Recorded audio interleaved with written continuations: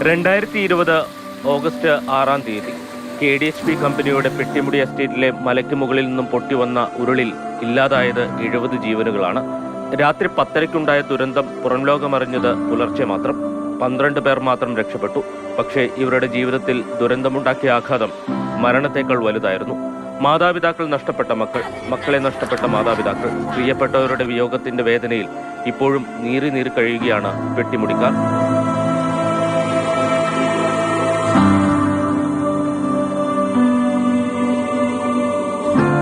ദുരന്തത്തിന് ശേഷം ആരും പെട്ടിമുടിയിൽ താമസിച്ചിട്ടില്ല. തൊഴിലാളികളുടെ ആവശ്യപ്രകാരം എല്ലാവർക്കും കമ്പനി സ്ഥലം മാറ്റം അനുവദിച്ചു. 8 കുടുംബങ്ങൾക്ക് കുറ്റ്യാർവാലിയിൽ സർക്കാർ 5 സെന്റ് ഭൂമി വീതം നൽകി. KDHP കമ്പനി ഇവിടെ വീടുകൾ നിർമ്മിച്ചു. ദുരന്തത്തിന്റെ ഓർമ്മ ദിനത്തിൽ മാത്രം പെട്ടിമുടിയിൽ ഇല്ലാതായ പ്രിയപ്പെട്ടവരെ തേടി അവർ രാജമലയിലെ ശ്മശാനത്തിലെത്തും.